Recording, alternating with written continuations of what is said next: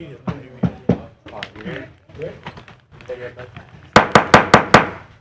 want to thank everybody coming to the Shreveport Caddo Metropolitan Planning Commission. It is our standard and customary practice that we always begin our meetings with a word of prayer and the Pledge of Allegiance. If you'd care, please stand to, if you'd like to, please stand to join with us. Mr. Andrews will do the invocation, and Mr. Colvin will lead us in the Pledge of Allegiance. Let us pray. Father, we thank you for this day, and we thank you for this opportunity to once again be servants in this your community. As always, we pray for wisdom, understanding, and knowledge as it relates to the issues brought before this board today. We thank you for this opportunity to serve. And we pray that you continue to bless those men, women, brothers, sisters, children, nieces, nephews, who are off on foreign soils defending this thing that we call freedom. It is in Jesus' name we pray. Amen. Mr. Colvin.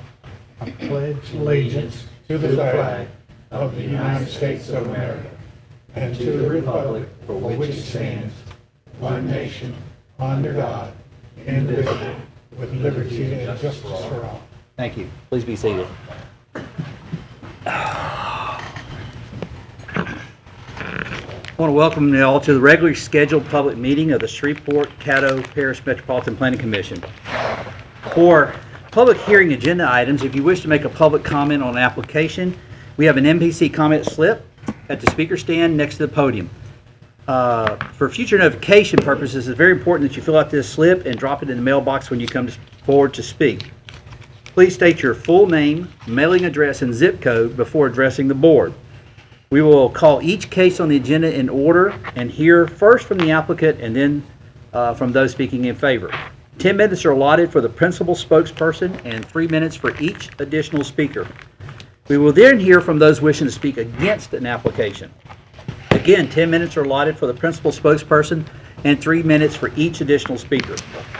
One representative of the application then can speak in rebuttal if desired.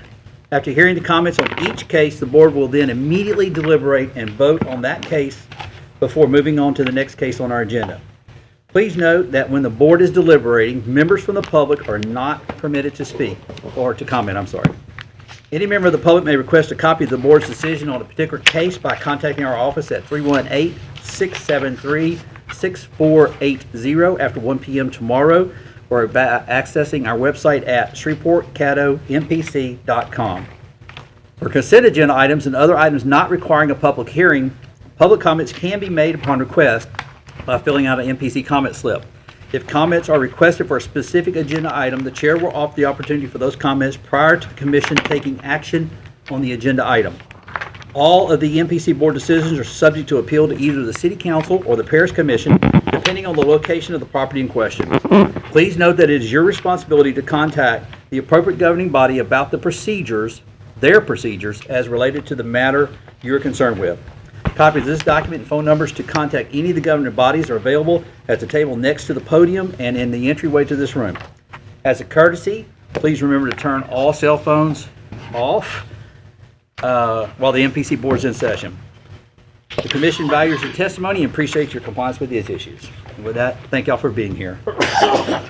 We will move. Excuse me while I get my act together.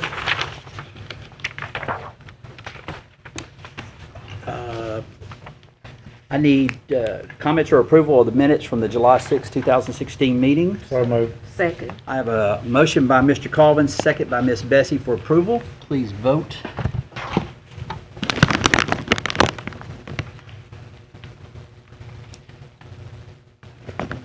Dale, yours didn't come up, We got it. and motion passes. We're now moving to the consent agenda items. This deals with cases number 6 all the way through number 16. Ms. Mapp, do we have any comment cards regarding those cases? None in opposition. None in opposition? Okay, thank you. Any comments from the board members in regards to these cases? None? The chair will entertain a motion. Move to adopt. Second. I have a motion by Mr. Theron and second by Ms. Bessie. Please vote.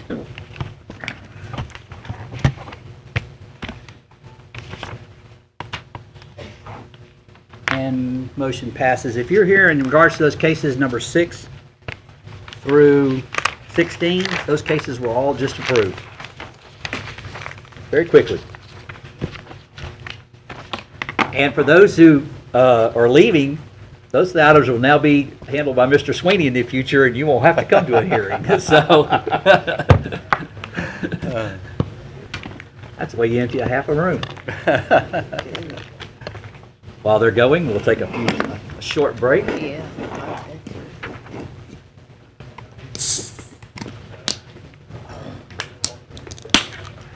All right, now we're going to go into our regular public hearings. Once again, this is the public hearings where people have a chance to comment on these, starting with case number SC 7316. That is Moore and Associates.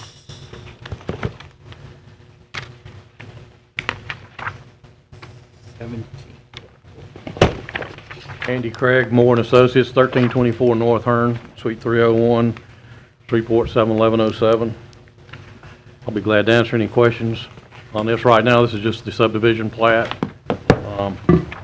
for proposed, we suppose it'd be retail, Line Avenue frontage there.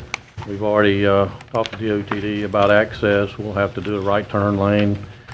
Got city utilities available, so it's... First step in a long process. Yep, that's right. Any comments from Mr. Craig? Nope. Thank you, Andy. Anybody else like to speak in favor of this application? Anybody in opposition to this application? Comments from the board? Please come to the podium and name and address for the record, please, sir.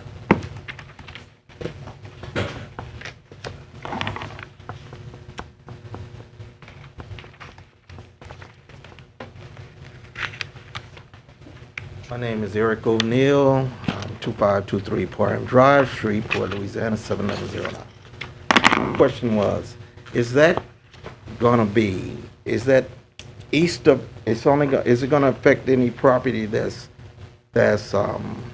west of the line on 85th, and that subdivision there?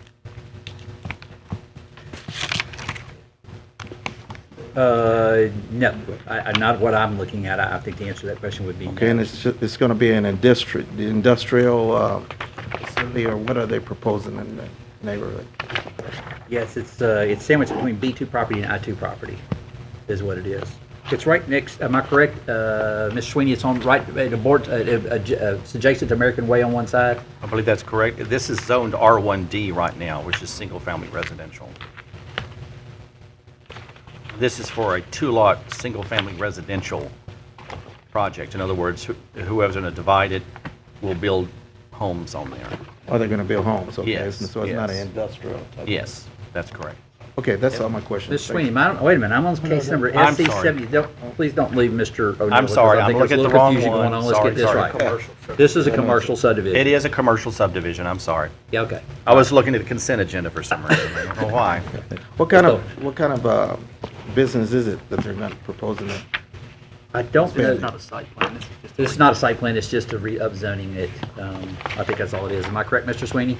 That is correct. That is And correct. you'll have a site plan, we have a site plan review, Mr. Sweeney?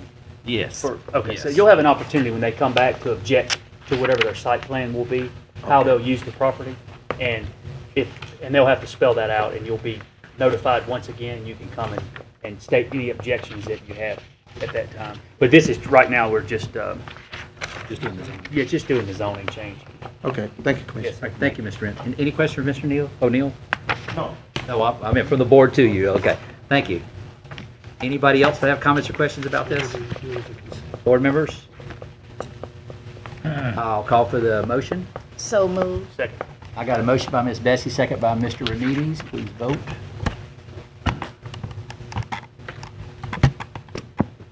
And the motion carries.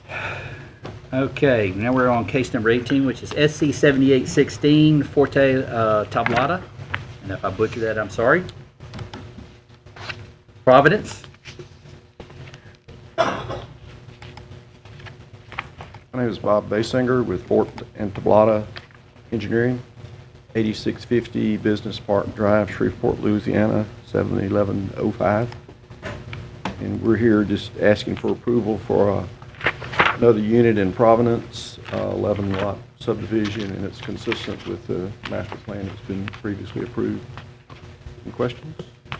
Any questions? Thank you, Mr. Basinger. Okay, thank you. Anybody else like to speak in favor?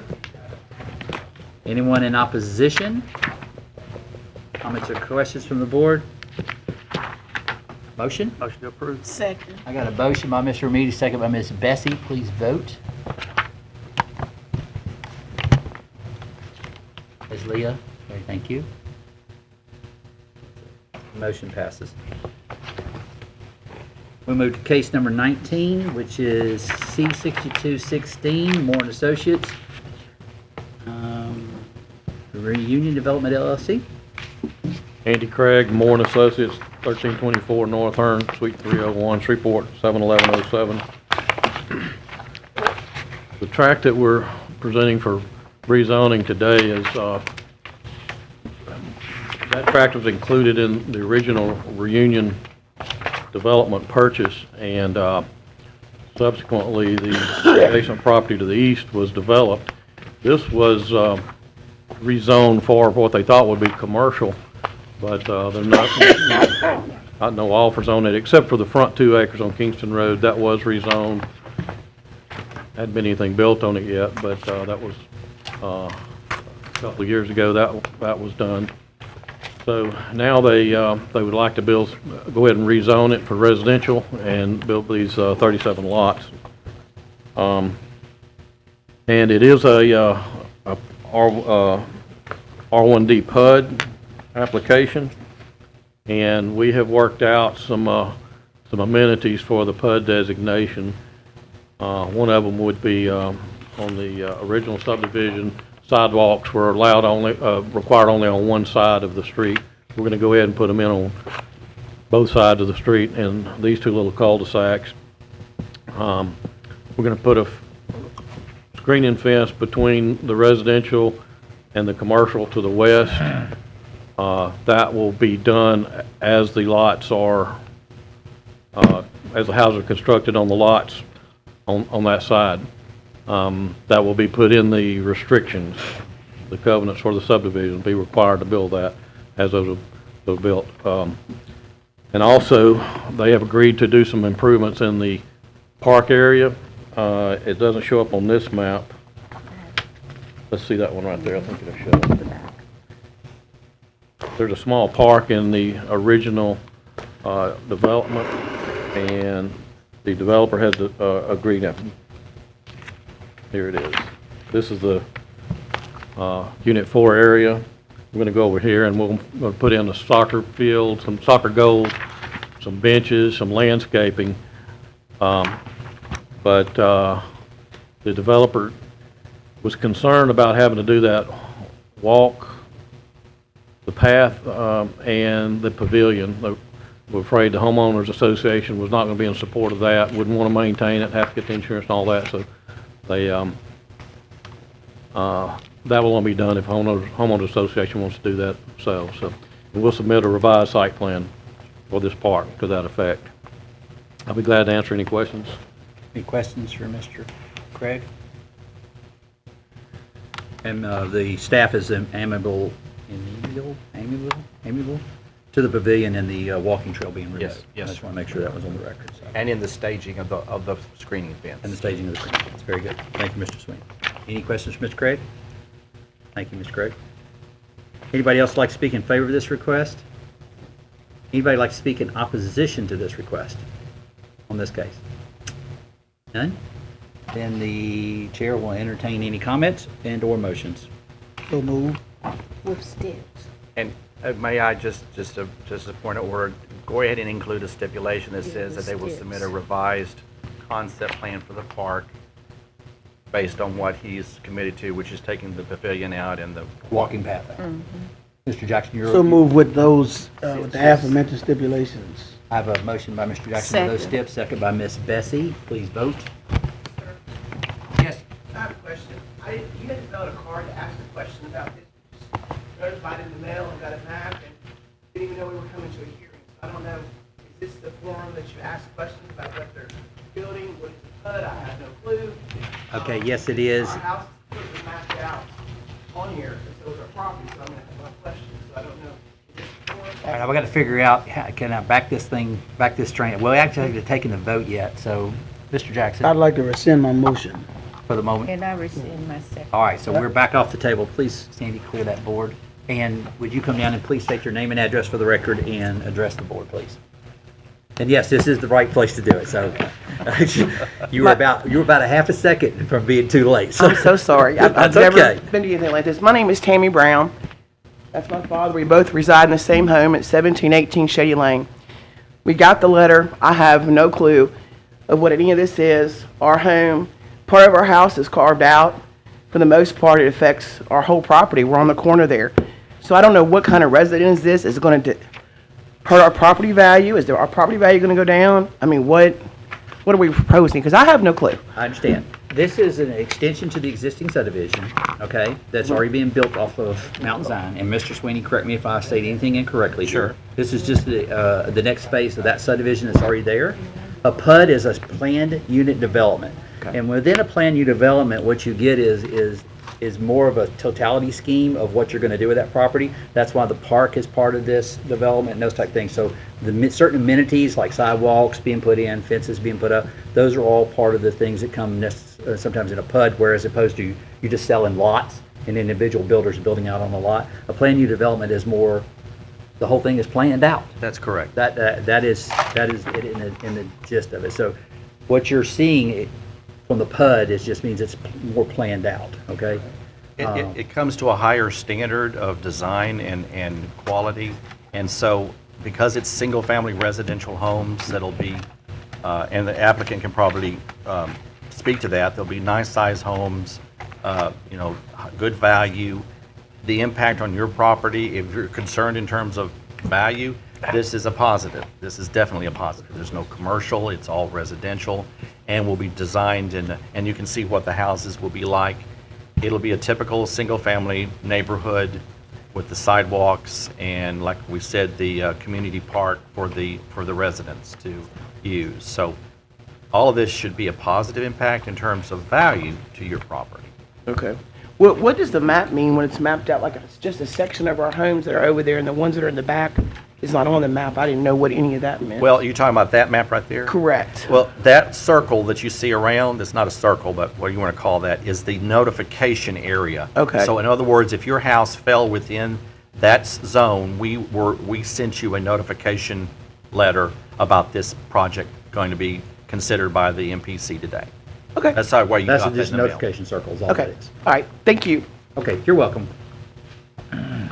Because there was questions, I really need to ask Mr. Craig if he wants to say anything else on behalf of the applicant. You want to say anything else? You're good. Just for the record, Ms. DeMarteau did ask to be excused for just a moment. We still have a quorum, so we're okay. Okay? I didn't know I was supposed to do that, and I was informed. Chairman, Yes, with sir. that being said, I'd like to move for adoption with those stipulations. Okay, Second. approval with those. I got it, Mr. Jackson, second by Ms. Smith. Please vote at this time. We are good to go, and it is approved. Mr. Remedies, yours didn't show up. No, I abstained, I have a conflict. So. Oh, okay, very good. For the record, Mr. Remedies did abstain on the vote. I'm sorry, I didn't see that, but way over on that side over there. All right, given that, we're going to go to case number 20, which is, Brucia. Did I pronounce that right? Brucia? Uptown LLC. Case number C6316, and you can correct me that I did not say that right. Yeah, I'd have to have the applicant Okay. correct that. Sorry. Sounds correct to me. I'm Hillary Bransford with Vintage Realty Company, 330 Marshall Street, Shreveport, 71101. I represent the ownership of Piermont Office Park. I also represent the applicant, and I'm here today to answer any questions you may have. Any questions for the board at all? For the, It was a closed restaurant. It was a closed restaurant. What did it used to be? The restaurant was Cafe Piermont for many, many years. I mean, there have been a number of different restaurants over the last 30-year period, and what happened is over time, some tables were added to a portion of the restaurant. We as representing the ownership had no idea that there was a line of B1 and B2 that ran through a portion of this restaurant. We just discovered this with the most current application because the new restaurateur who is going to open is going to be serving liquor. Actually, it's just going to be wine and beer. And we had to do a new legal description. And in determining the new legal description for that application for ZBA, we found this line of B1 to B2 in the middle of our space there for the cafe. So that's the reason we're here today at MPC. This is the same quandary that some of those people found that were when they started really enforcing the immigration issues, that half their building was in Canada and half their building was in the United States, and they're still trying to figure out how to deal with those people, since you have to have a passport to go to Canada now. So part of the building's B1, part is B2. Apparently so. I've only been here 4 years. That's a first for me. That's, one of them among many, but that's a first for me. So this is not the restaurant at the corner? This is internal. It's actually within the 920 Piermont building. Oh, the larger office building? Mhm, the Okay, office that's why I building. couldn't see it on It's- the right, images. it's Okay. inside the office building. And it's been a restaurant really since the building was constructed. Okay, so mainly it's Express. built around the employees that are housed in this restaurant? Primarily, Okay. but this particular concept will appeal to everyone. Okay, And it wonderful. will be very familiar to everyone. Thank you. Any other questions for the Miss Hillary Bransford? Bransford? Thank you. Anybody? Thank you. Thank you. Anybody else would like to speak in favor of this? Any in opposition to this? No? Mr. Sweeney, I see the only stipulation is They got a nice atrium in a replating, That's correct. and they're aware of that. I should have asked her, but it got away from That me. may actually be in the queue already, but I haven't approved one yet, so it'll be an administrative replat. So- But they were aware. Mhm. Thank Oh, you. yes, they got a copy of the report. Comment from the board? Just hope they serve it as good as sandwiches I used to eat in it. Are you going to deny it? Is that what I said, I hope you serve as good as sandwiches used to be served in there. Okay. All Better right, sandwiches. The chair will entertain a motion. So move. Second? Mr. With steel. Yes. Well, thank you very much. I have a Second. motion by Mr. Andrews Second. and second by Ms. Bessie with Stips. Ms. DeMarteau is back. We're on Ms. DeMarteau, case number C-6316, which is case number 20, okay? And we're actually fixing to vote on it, okay? Okay. Please vote.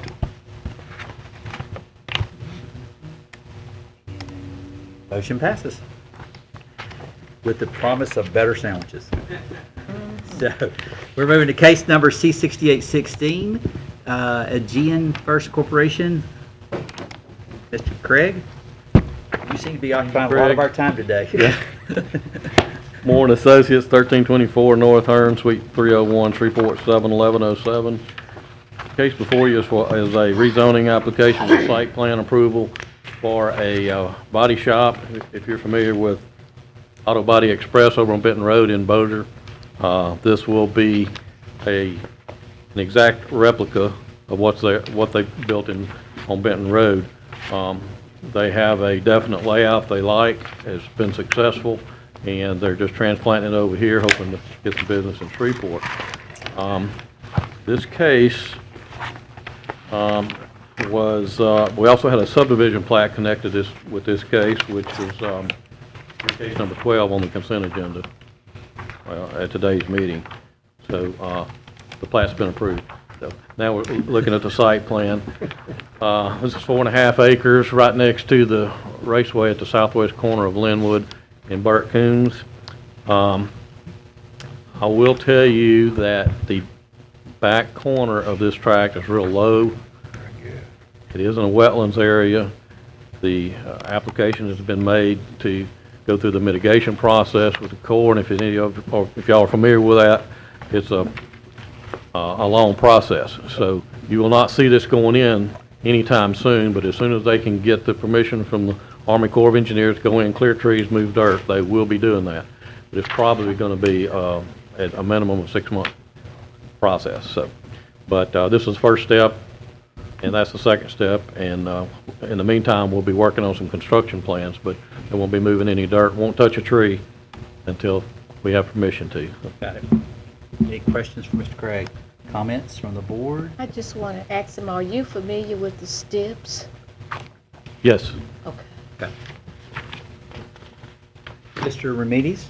I see there's a picture of the cyclone fence with the plastic inserts in that. Is that something, is it going to be that, or is it going to be the wooden fence that's?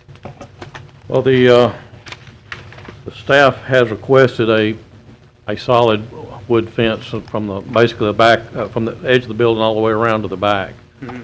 And the owner was concerned about that because there's nothing but trees there now, no development planned at all.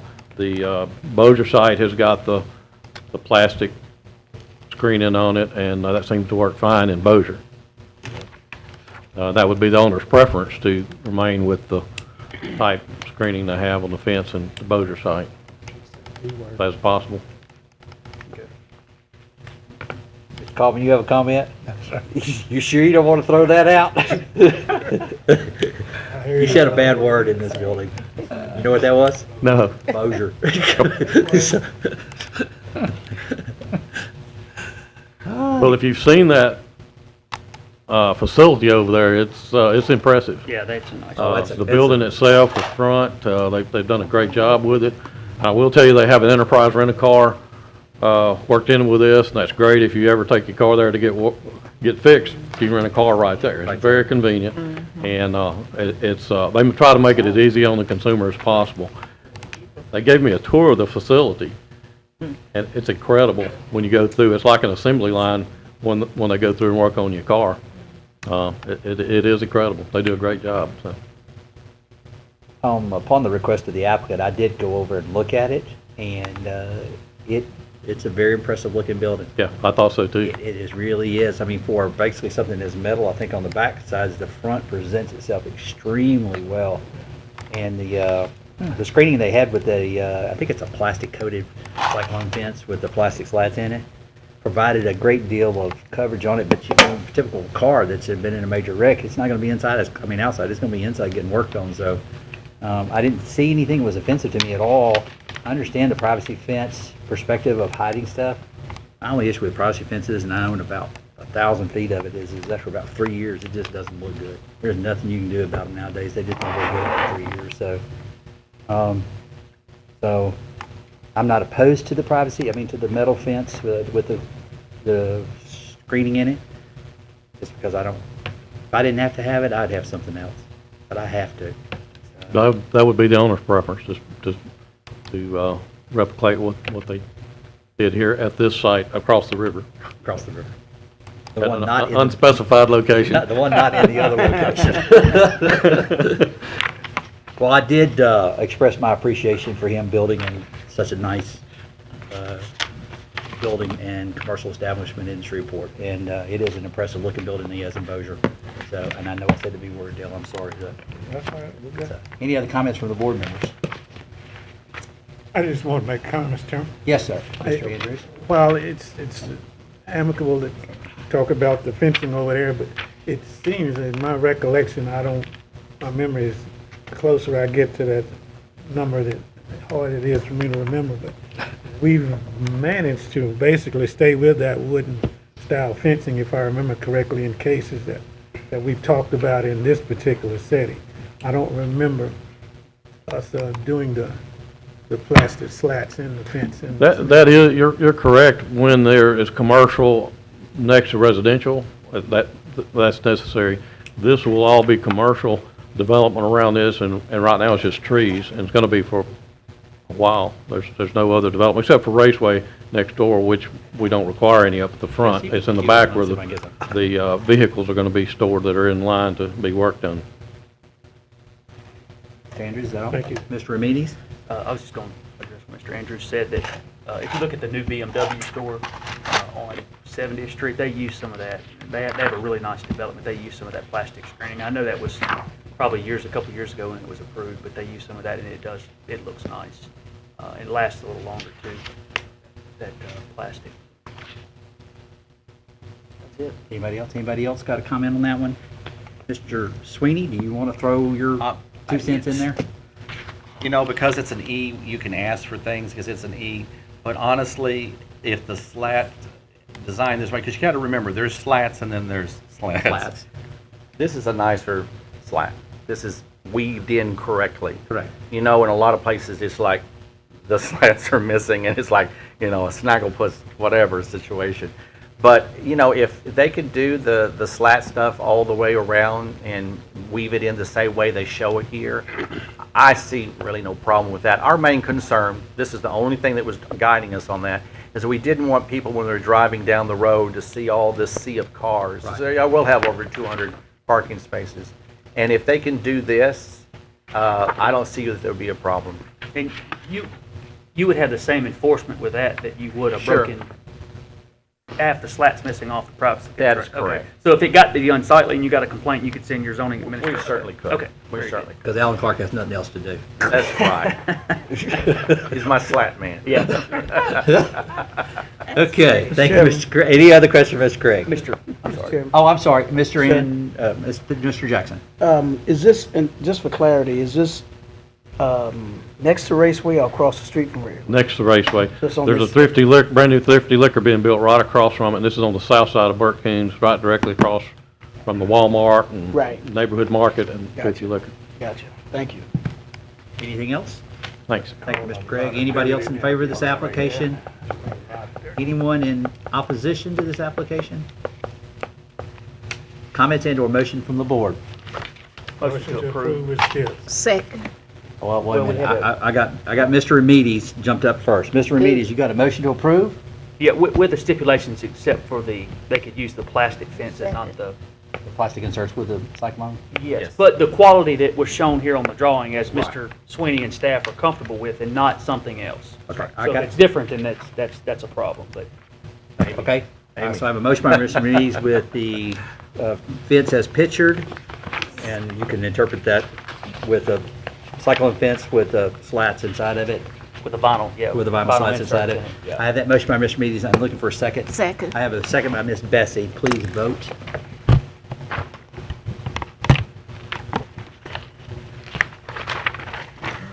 And motion passes. Thank you. And that is the end of the public hearings. We will now go into consideration, item number 22, consideration of the Caddo Parish Bicycle Plan. We were all given this last month. We put on this month's agenda for it. This is an endorsement of the bicycle plan that was, I guess you call it instituted or instigated or whatever you want to use those words, by the Caddo Parish to put in a bicycle plan to become part of, I believe, the transportation, traffic part of the thoroughfare plan. thoroughfare plan. Thank you for the correction on the verbiage on that. Just need a motion, or is it discussing? I don't think we have to discuss it if we don't want to. For the record, Ms. Cooper is on holiday, and she would like it be stated on the record that she was in support of this motion. I think we do have one person that wants to speak, and that's Matthew Lynn. I'm not sure if I want Matthew to speak. Matthew doesn't know what the word And, belief and, is. So. and Mr. Melton is here too to answer any questions you might have as Okay. well. So. Mr. Lynn, Commissioner Lynn, would you like to come on up? Please, indulge us. This is a different perspective. Good, it's just us. Wow. Matthew Lynn, 515 Travis Street. So in early 2015, the Caddo Parish Commission initiated the process of the bicycle plan. And the reason why we did this is that we noticed that Secretary of Transportation underneath President Obama had put together a transportation study, the 10-year transportation study, which was actually submitted earlier this year. And this plan was already submitted by our MPO in Elcog for District 4, the northwest region of the state of Louisiana. Let me take you back again. So Caddo Parish funded this study, or this bicycle plan, which cost the parish $50,000 to do so. And the reason why we did this study was because the parish already had in place $10,000 for a bicycle plan. And so we supplemented it $40,000. And the reason why we did that is that Secretary of Transportation Anthony Fox has point blank said that the bulk of the money coming out of Washington, D.C. for the next 10 years is going to be for multimodal transportation.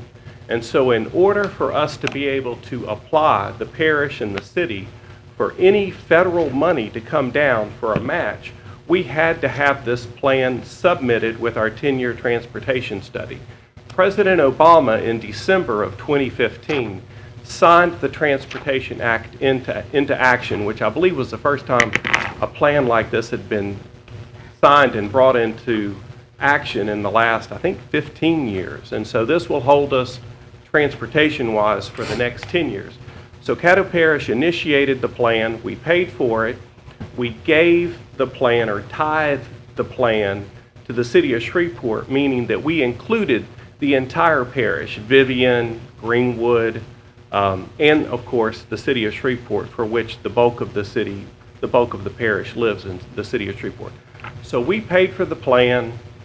The MPO, which is NLCOG, has already adopted the plan and has already submitted it to the federal government with our 10-year transportation study, which I believe was due this past March. And so where we are right now is where we want to be. There is federal money out there waiting for local governments to ask for this money. Federal money to match with local money to do implementation of this plan, which is why we wrote and did this plan in the first place. What we are asking, and this will be coming before the parish and as well as the city, is for the MPC to merely adopt the plan, which is what is before you today. It's not to give any money. You've already endorsed it. The city of Shreveport's already endorsed it, and the parish of Caddo has already endorsed it. And so what I ask y'all to do today is if y'all would please adopt this plan. And if you have any questions, I'm happy to answer. Mr. Colvin? Matthew, I appreciate your comments. This plan that's in the book right here, this is the plan that Caddo Parish spent $45,000 for, right? Well, the Caddo Parish and the city of Shreveport together spent $50,000 on this plan, yes. Okay, but in your speech right there, you made a mention that you're applying for federal dollars that will be matched by local dollars. Get me down to the local dollars. How much are we talking about? Well, what we have in place right now is that the District 4, which we represent, every single district in the state of Louisiana has applied for money from this federal bucket coming to the state that would be distributed within the parish. Every single district except District 4, and District 4 is what encompasses Caddo Parish. And so it would entail asking for money. The money that we have right now, the maximum allowable is an 80-20 mix, which would be $800,000 from the federal government, $200,000 from local government.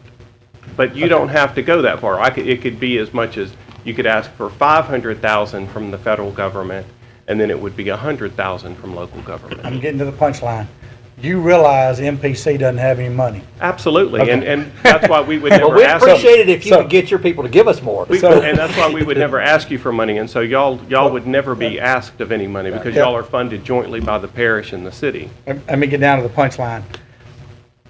We have heard about bike trails. We understand about bike trails. We get it, okay? We made a resolution in 15 that we would do the MPC, that we would do the complete streets, whereas we'd take a complete street approach, identify address barriers to make streets safe, gather and track biking, use designs that are appropriate, capture opportunities to build on-road bike, improve walking and bike, and educate and enforce, okay? So we made that resolution because you, the parish commission, and the city wanted us to, and we said that's good for the MPC master plan. But this is probably going a step further than the complete streets, is that right? No, that is part of the complete streets approach, and what this recognizes is workforce mobility, which meaning you'll have a person that might live, let's say a person lives in Moortown, because I had a person that worked with me that lived in Moortown that would ride his bicycle to a bus station. The bus would then carry them safely to the east side of Shreveport. They would get off the bus, take their bicycle off the bus, and be able to ride their bicycle to work safely. And so what this does is that this gives us the teeth to ask for the money from the federal government so that we can actually do implementation of these plans, so that we can connect our diverse communities, so that if one person lives in Southern Trace, and this is actually in the plan, and I've had doctors have asked this, people living in Southern Trace that want to ride their bicycle to work at University Health or LSU Medical Center, they can safely ride their bicycle to work. This is not divided trails wholeheartedly. This is also just sharing the road, which can be accomplished just by tying in your restriping program. So there's a lot of roads, for instance, Gilbert, which is 4-lane, which could easily accommodate 3 lanes for cars and 1 lane for bicycle and pedestrian. Yes. We know you're passionate about bikes. We get it, okay? We get it. We're supporting you on it, but what we're trying to say is, what you mentioned in there's 800,000 from the federal government, there's 200,000 from local. What we're saying is, or me personally, is I don't want to hold my hand up and say the city or the parish has got to go spend it, because we don't know their budgets. All we're saying is, we're supporting the complete approach, but we can't hold our hands up to say go spend that money, because it's not out of our bucket. Right, and we would Okay. never ask you to ask Okay. us to spend that money, because ultimately it's the parish and the city's vote to spend We just that wanted money. that clarification. However, I'm asking you today to adopt the program that we, all 3 governmental bodies, endorse the production of. Ms. DeMarteau. I just wanted to make, we're talking about bikes, but it is a pedestrian plan too, correct? No, well, bicycles have the right to use the road, and so a lot of this is education for bicyclists to recognize that they have to obey the use of the car rules. And so bicycles have to obey the car rules. Now granted, since it is a bicycle, if it would be a bicycle lane, you're not supposed to walk in them. But it does take into fact pedestrian aspects and pedestrian uses. And whenever you make something more bicycle friendly, you also make it more pedestrian friendly. Thank you. Call for the vote, Mr. Chairman. No, I got Miss Bessie. Oh, I saw her out of the you're corner of my ready for eye. the vote? Yes, well, it's up to you, Miss Bessie. Well, yeah, I'm ready because I've talked to Matthew and others, and I've read all of this stuff, and I am good to go? I'm good to go because Motion I've to Well, read. I potentially may have another speaker on the floor that I really need to, Okay, if go right that speaker in the I audience was wants to just speak. gonna make a motion. Anything else for Mr. Matthew Lynn? Commissioner Matthew Lynn, I'm sorry, Commissioner. I'm fine with Matthew. I'm ready to go home. No, I'm not, so, it's Commissioner. You Ready, are we prepared to move forward? Well, Yeah. we do have the actual gentleman from out of This is town. there for questions. If we had a Yeah, ask your question. questions necessary, okay?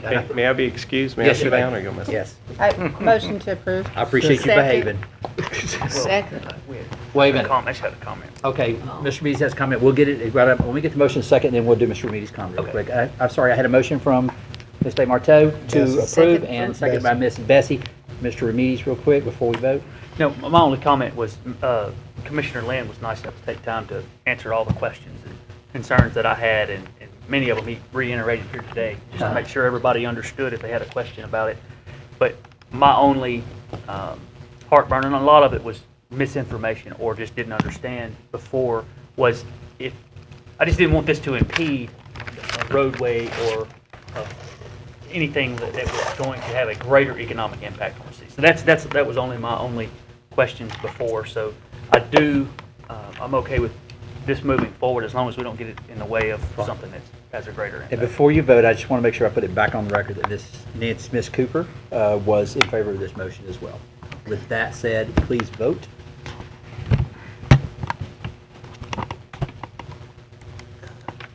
Get everyone, and motion carries. Thank you. Thank you very much. With that, we will now move into the presentation and approval of the MPC proposed 2017 budget. Mr. Sweeney, you are up. The fun stuff.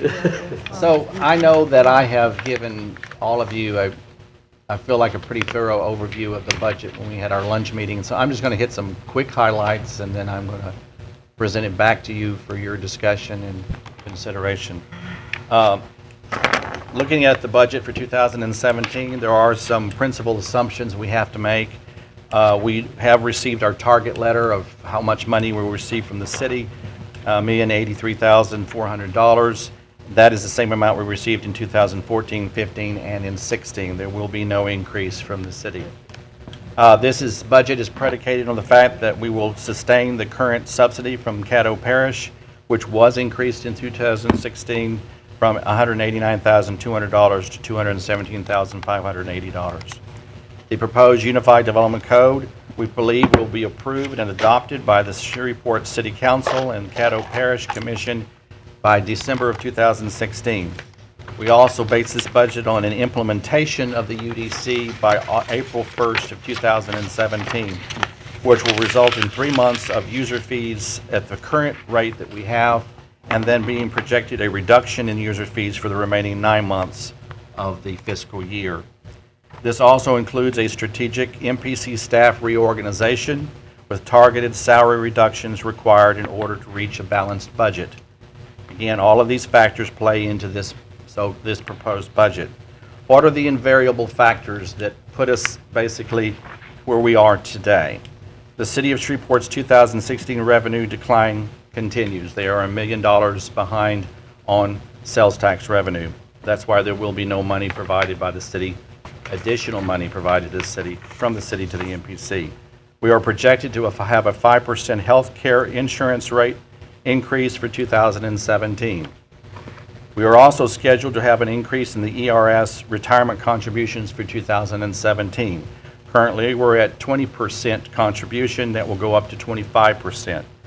As a line item element for the budget for the MPC, that represents a 25% hit to our budget. Another thing that has to be a factor that is an invariable, we have the impact of what we call the ERS drop plan, in which we had a couple of employees that were on the drop who came back into the plan, and that in itself was about a $34,000 hit to our budget for 2017. We also are dealing with additional fees and charges coming from city departments, and in particular, the City Revenue Department will be charging us for a prorated share for processing payments going forward in 2017. That is also a $5,000 plus hit to our budget that we did not have in 2016. Having said that, those are the invariables. The projected revenues, I have shown to you the pie charts and the projected use of funds. I have also showed that to you as well. You realize that over 93% of our budget goes for personnel or personal related costs and expenditures. In order to reach that balanced budget, and these are what I'm recommending in this proposed budget before you, we would have to do a reduction in personal services. And that means we would basically, as of March 1 of 2017, 3 positions would be restructured with lower annual salaries.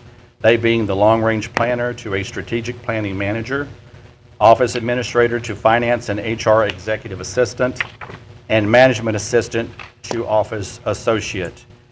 This is a consolidation of services. Basically, instead of having 2 separate people, we'll have 1 individual that will be responsible for the HR as well as the finance, as well as assistance with the agenda packets that we have now.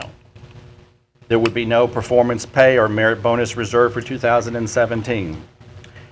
Staff travel and training will be reduced because we will be eliminating all of the attendance to the state planning conference for fiscal year 2017. Fortunately, I don't think they're going to have one anyway, but it is a factor that we now get to take off the table. There will also be some reductions in terms of contractual services with a decrease in the legal counsel services allocation by $10,000. We also have to deal with increases from Excella Permits Plus and the GIS user fees, which are also going up. Contractually for the board, the same scenario as it is for the staff. There will be no state planning conference, and therefore we will save that money and will allow for attendance to the national conference for both some of the staff and at least 3 board members to be able to attend that conference in New York in April of 2017. We will also take a minimal approach to computer software purchases and limited computer hardware acquisitions I will try my best to utilize as much of the funding that we have remaining in 2016 to pay for some of those, but going into 2017, it will be a very draconian budget, which means I don't have a lot of flex room for making a lot of adjustments, or if we have major problems that will occur. And I can assure you, major problems will occur. It always does. Just to mention the fact that on the reallocation of and the restructuring of the positions that I mentioned earlier, there is the opportunity for the current 3 employees to apply for the open positions.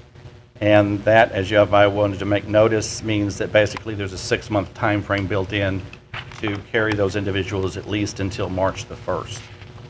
Having said that, that is the proposed budget for 2017. It is, and I will stress to you, the only way we can get to a balanced budget. It is essentially where we are, and it is where we have to go.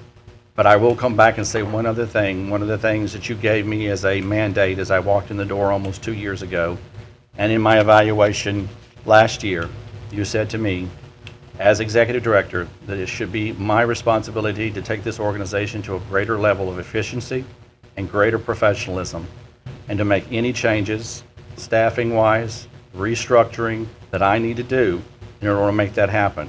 At the same time, as your fiscal agent here, I am responsible to give you a balanced budget. And please be aware of the fact we have to have a balanced budget leaving out of this room today. Comments from the board? Mr. Remedies? As I said earlier, I disagree that this is the only way. I think that we recently had $7,200 in employee salary increases. That if we knew we were coming to this was certainly may not be the best choice to make at that time. We had a $2,200 deficit. I had that somewhere. Even if we kept everything in place, we had $3,765 in APA memberships, where, you know, if money's tight, sometimes we have to do without things. We could do, maybe 1 or 2 people in the office have a membership and share the information with everyone else. I'm not sure the benefits that we have 1, 2, 3, 4, 5, 6, 7, 8, 9, 10 memberships to the American Planning Association. Now, if no one gets to go to the conference in New York, that's understandable. You know, sometimes we don't get to do all the things that we want to do, but I think that several of the positions that are set to be eliminated have been good and loyal employees to this organization for a long time, and just to run them out without, just short of retirement, is not something that I'll be a part of, and I wouldn't vote for. So, you know, we heard a lot of outrage when we talk about, anytime we speak about employment and people's livelihood and all, but when you take someone that's reaching retirement age, that makes a good salary, and their way of life is based upon that, and you throw them out into the unemployment line, it's going to be very, very difficult for them to get a job to replace what they have if they've done nothing wrong. Okay? If we feel like those people are not up to standard, we may try to bring them up to standard. But just to run off people that have a lot of loyalty to this organization, I think is wrong, and I would not vote for that. And that's all that I have. Would anybody else like to speak on this? Miss Bessie? Yes. After I have meditated on this, and I agree with Ronnie on some of the things, but after I heard Mr. Sweeney upstairs, when he spoke and explained that they were going to have training they would be given an opportunity. And I'm hoping that what you said, you will allow them, and when I say training, I'm talking about some training, maybe you can't do it, but I know there's plenty training out there. And I did say that I know that some of the people been here 20 plus years, and this board, I was thinking was doing a fantastic job, because you should have had some kind of evaluation going on back then. But if they was just giving raises, something was wrong with that. You understand? And I am just saying what you said. I'm going to, my vote is going to be for this, because I didn't know. I'm going to be truthful with you. If they told you to do all what you said that they told you to do, I could understand him following the procedures. You all would go into executive session, or whatever you want to call it. And far as getting some information and all of this, what you all talking about now, I'm on this board and I didn't know anything about it. It's new. And what he said, if you're going to give me something at the last minute talking about a budget and you're not doing what you're supposed to be doing up in your department, and you giving me something and I blah, blah, blah, I may do the same thing. Why? Because you can't hold him responsible. You need to hold all of the departments, all of them, from the mayor down. If they giving you something late, I would be saying, look, I need this information because by a certain date, I'm going to have it. So from what you said, that was not done in a timely manner.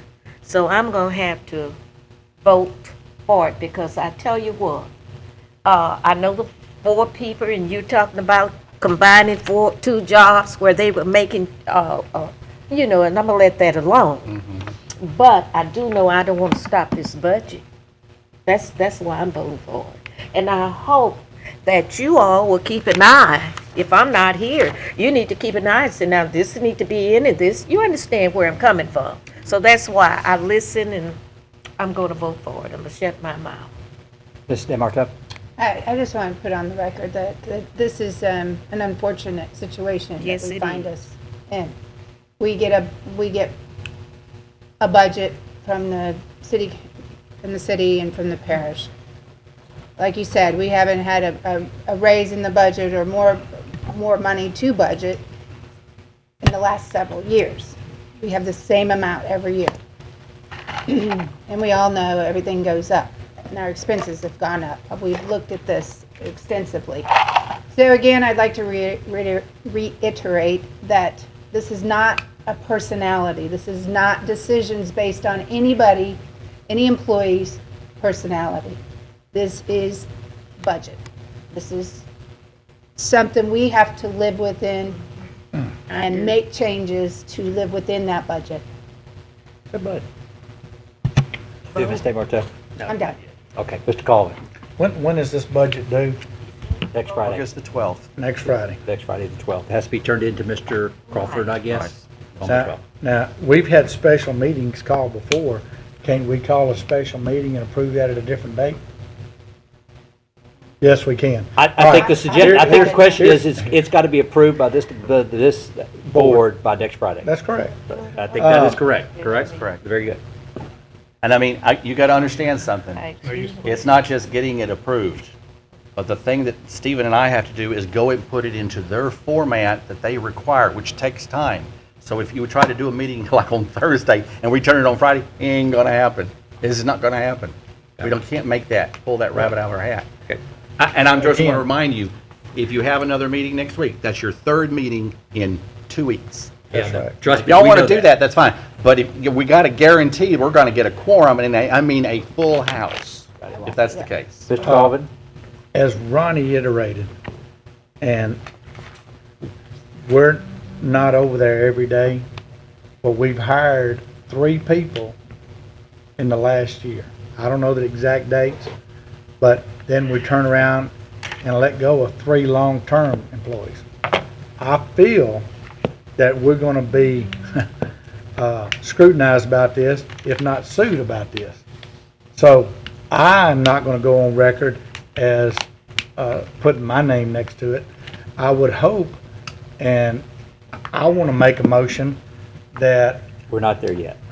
well, I got more people in the queue. okay, I'll come back to you if you want to jump out there. I got you. But the point I'm saying is, I don't think we're ready to make this call today. We have next week to do it. You see the chair, Mr. Remedies. Yeah, I just wanted to say that when you get, if you've ever been to one of those timeshare pitches, they always tell you that right now is the only time, the only deal is right now, and if you walk out that door, this deal is never good, not another day. You always get the pressure. I am a manager and I manage people, and I'm telling you that I can create a situation to where there's no other option for you but to give me what I want. And it's not as if our executive director walked into a mess and has making some hard decisions. We've had several new hires that have caused this problem. We have pay increases for other employees, and now all of a sudden, these people that have been here a long time, so we can't afford them. We have to fire them. We can't afford them. Well, why can't we afford them? Because I gave everybody else a raise, or other people a raise, and then I hired a bunch of new people. That's basically what we're saying, that we're agreeing with here. And so, while the budget is due, we do need to approve it. We could always remand it back to the executive committee to come up with a solution, or there's some other way, but I just don't want us, the board members, to feel like we're backed into a corner. There is no other option on a situation that may have been created for that purpose. So that's all that I have on that. Any other body comments? We'd have to call for a special meeting. That's what they were talking about later, was we would have to call for a special meeting and have a quorum. You'd have to have more than 5 to vote for it. So That would be when?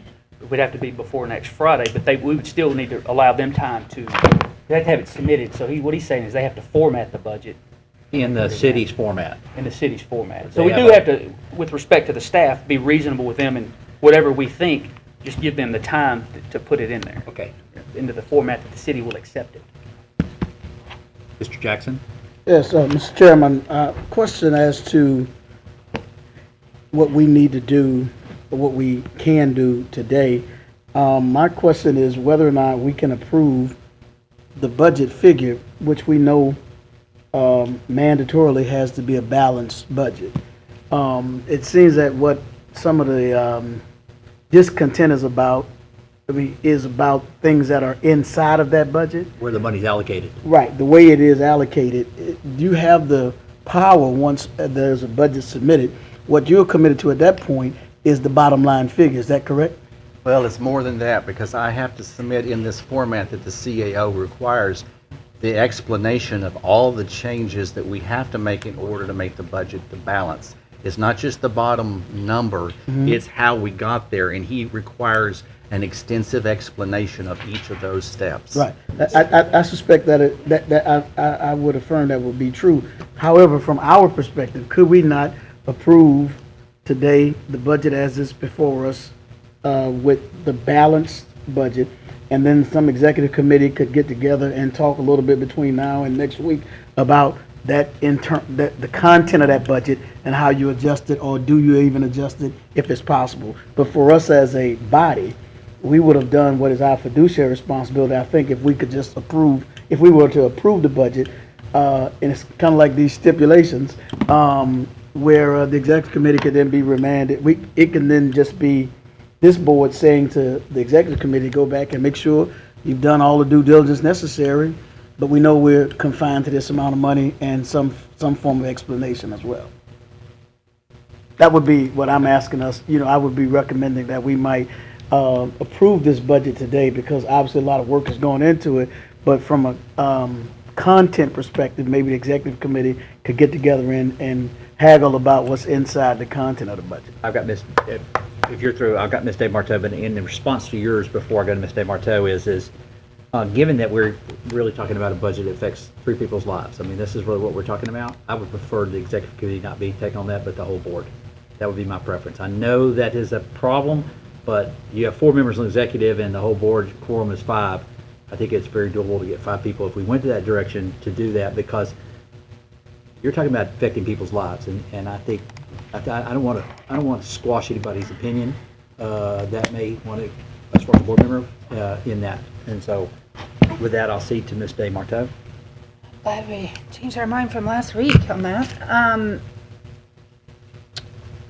To bounce off of what you said, Reverend Jackson. Mark, after the budget is approved, if it's approved by the city and all that, there's a method to do budget Revisions.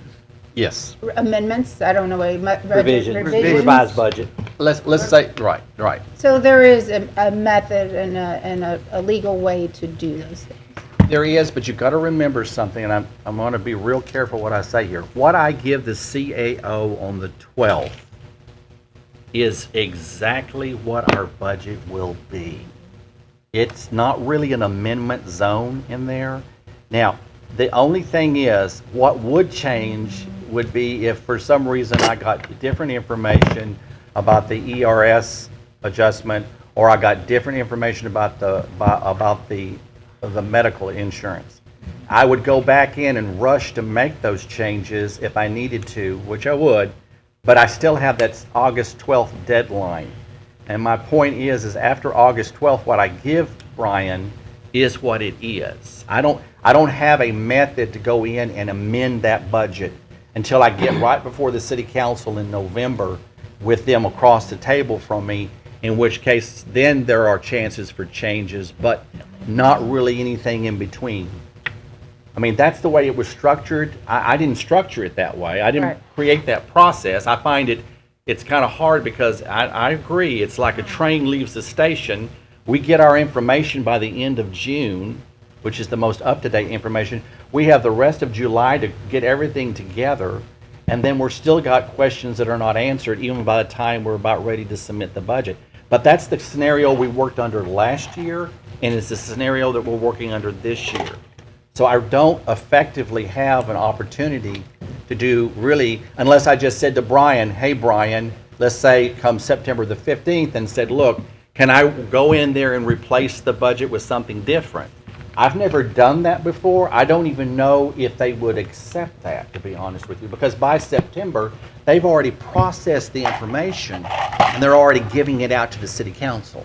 So I hate to just go back to that system, but it's like when the train leaves the station, it goes from station to station, and once it's out there, it's hard to reel that back in. I mean, and when you're trying to change it on the fly, you even have more problems. So I can't give you a statement that says I have that option to make those changes after the 12th of August. That all? Ms. DeMarteau, anything else? One more comment and then it's done. On this thing, we did ask Mark, or the executive director, to, I think we need to be careful about lumping in giving pay raises and hiring and budget constraints.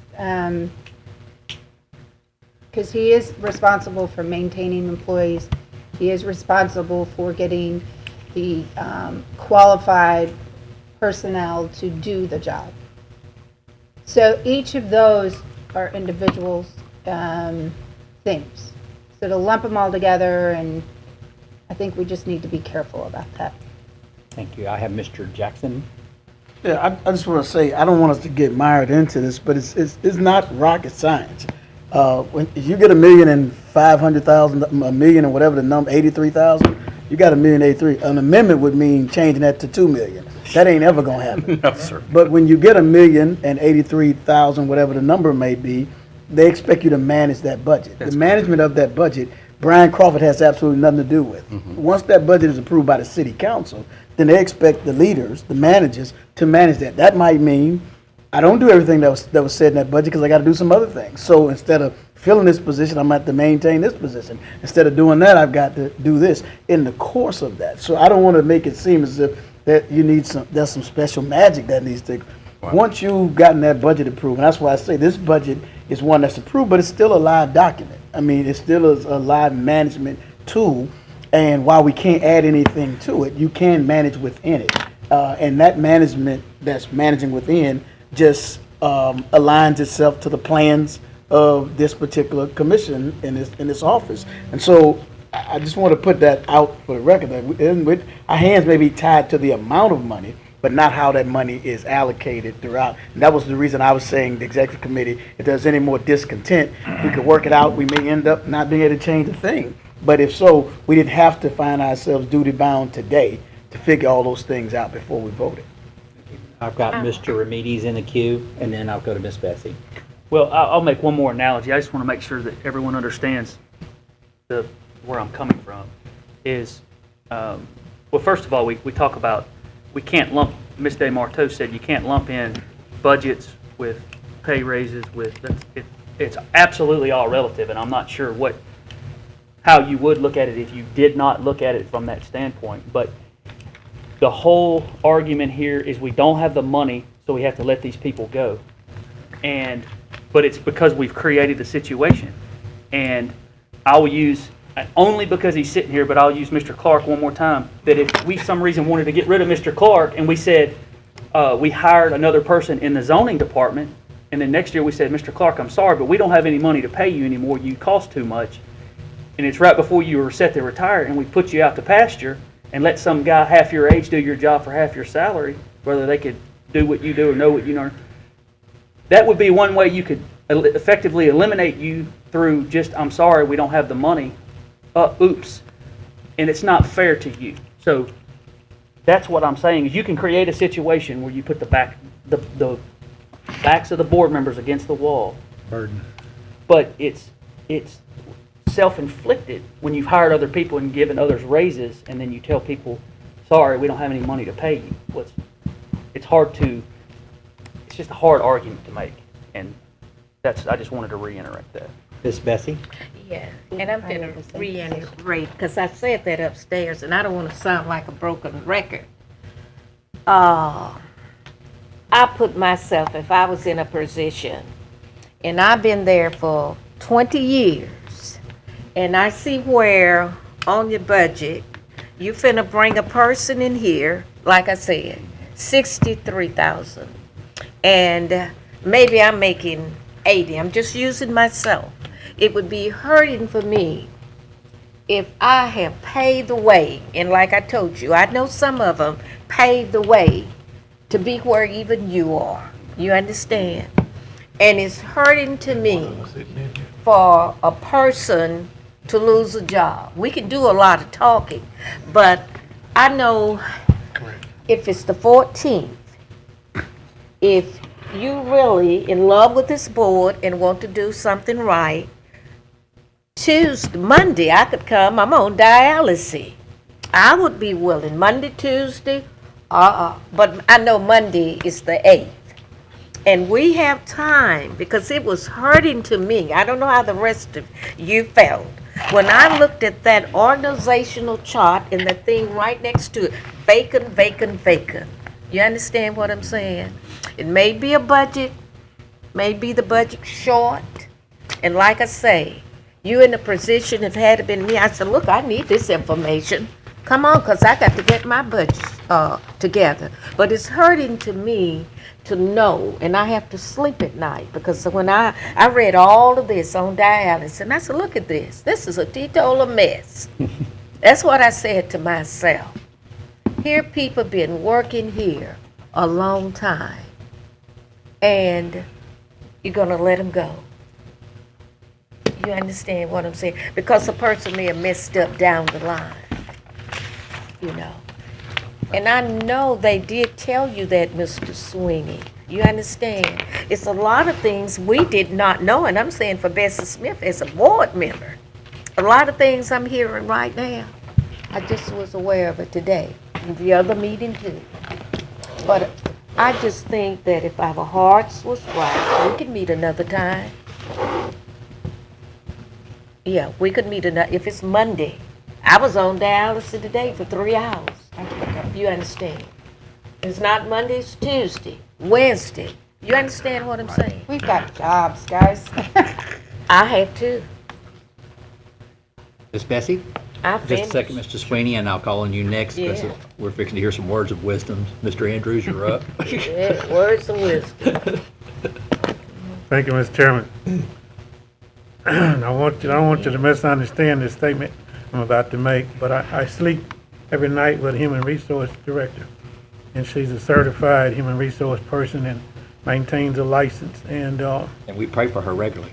I think it's very inappropriate for us to basically be discussing human resource situations in a setting such as this with employees present. You're right. And I'm not suggesting we go into an executive session or anything like that, but I think our opportunity that is before us is perhaps, and we've used the term stipulations over and over again for the 7 or 8 years that I've sat in one of these chairs. I think that somewhere along the process this afternoon, we should be able to approve the budget with some stipulations that a certain amount of discussion take place shortly after today to see if we can work this situation out as it relates to the kinds of comments that I've heard around the table as it relates to personnel and staff.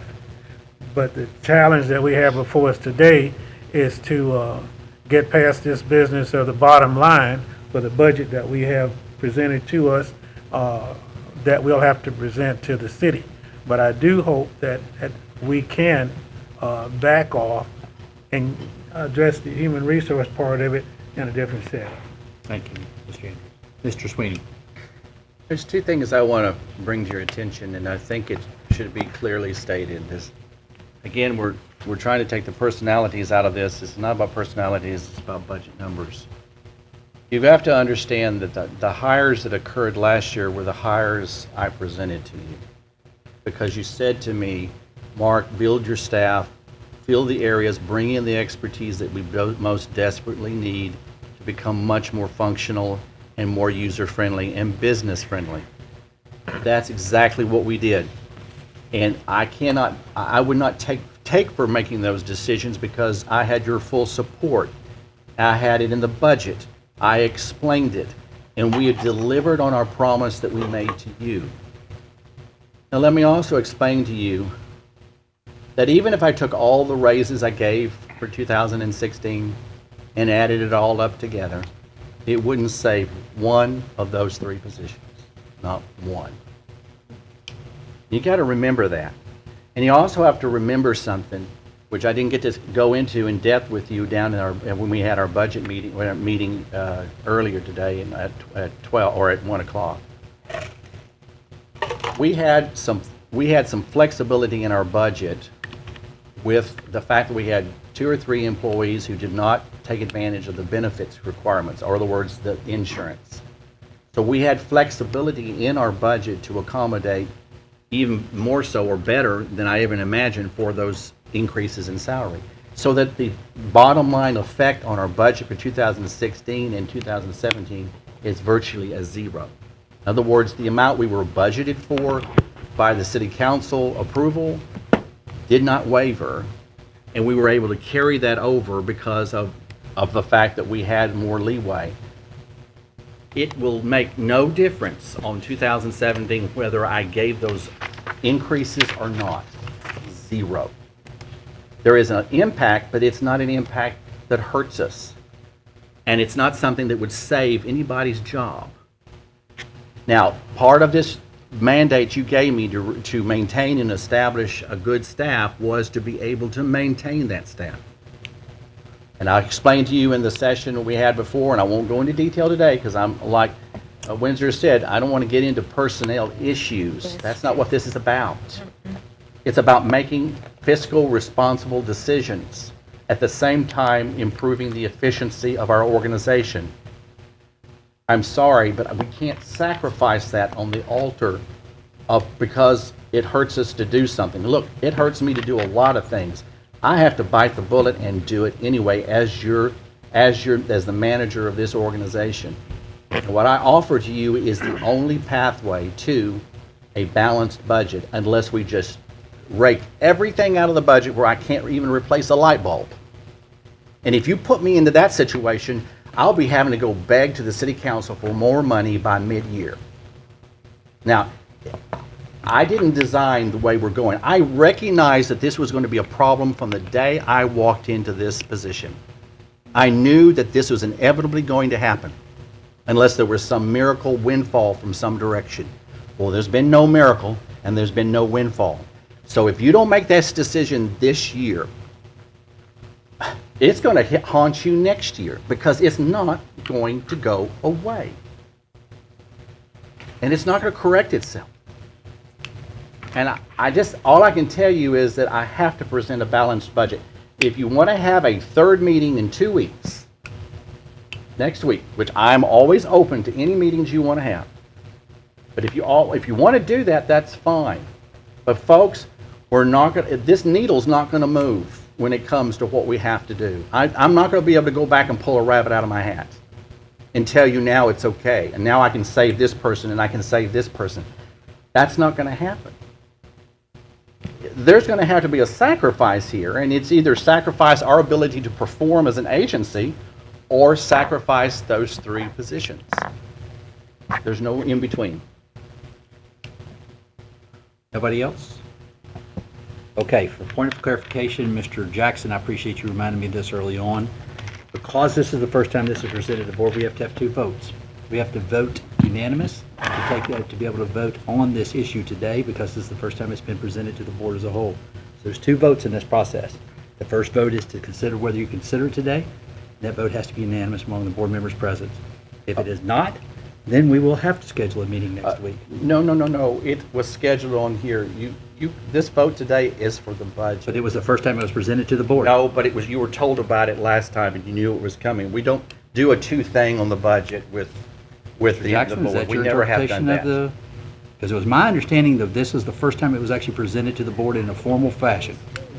No, my only question was, and you may have answered this if you did it at another meeting, the state, we are required by law to introduce anything that's new to the agenda, that's just new on the agenda by a unanimous vote. If there was a process by which it's introduced at one time and voted at another time, in order to do it all on one day, you have to have a unanimous vote to add it to the agenda, and then whatever the vote is after that. Right. So I don't know if this was. We're not adding my anything. understanding that of the amendment that we adopted was to keep anybody from presenting anything or anything being presented, it had to be this is why we took up the bicycle plan this month and not last month, because it was presented to us last month.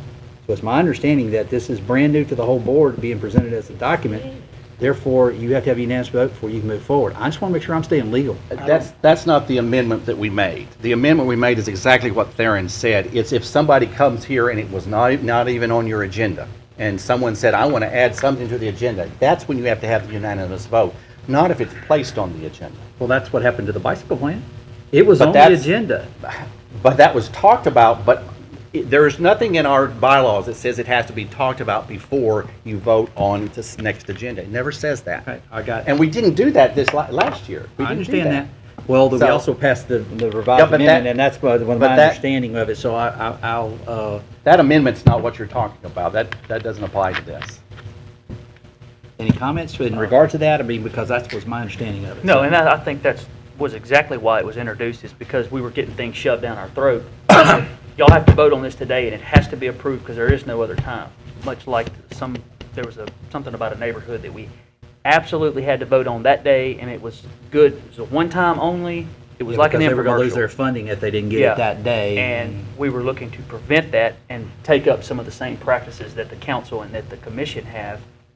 Without a unanimous vote, we wouldn't have anything, again, shoved down our throat, and the urgency to pass something recklessly. So Was this was discussed with hang on, I got Mr. Colvin, then I'll come to you because I'm not seeing his name on the board. Yep, that was exactly right. That was a Bonnie Moore issue, the reason we came up with that. But I think we can just go ahead and make this move. I'm gonna make a motion to, let's have a meeting next Tuesday or Wednesday, and we'll talk about this. It's too soon, it's too quick. We can argue about what that motion was for and that resolution was for previously, but I don't think anybody's in agreement with what we're gonna do today, so I'm gonna make a motion to have a meeting next Tuesday or Wednesday, y'all pick. Okay, I have a motion, being proper protocol, I have a motion by Mr. Colvin. I either need a second or it Second. dies without it. I have a second by Ms. Bessie. Now may I go give the floor to Ms. DeMarteau? It doesn't matter now, does it? No, well, Did we or did we not discuss this in an executive meeting? yes. I don't go to executive meetings. And said that we were gonna present for a vote to the board? Yes. I think that's a fair statement. It's a win. Yeah, we did. We said the next meeting. So, I got a motion and a second on the floor. Well, Any that's what other I said. comments It didn't about matter what I said then. Yeah, well, I mean, logistically, I have a motion But second. I that's have what to go was with said that. in executive I'm sorry, meeting. Mr. Jackson. And this is on the motion. I can't vote for it only because I don't want to be a person voting for it knowing I can't come to the meeting next week. And so I can't I either. won't be able to attend the meeting next week. So if that's the only alternative, I won't be able to support it. I don't want to put it on y'all, and I know I'm not going to be here. Mr. Remedies?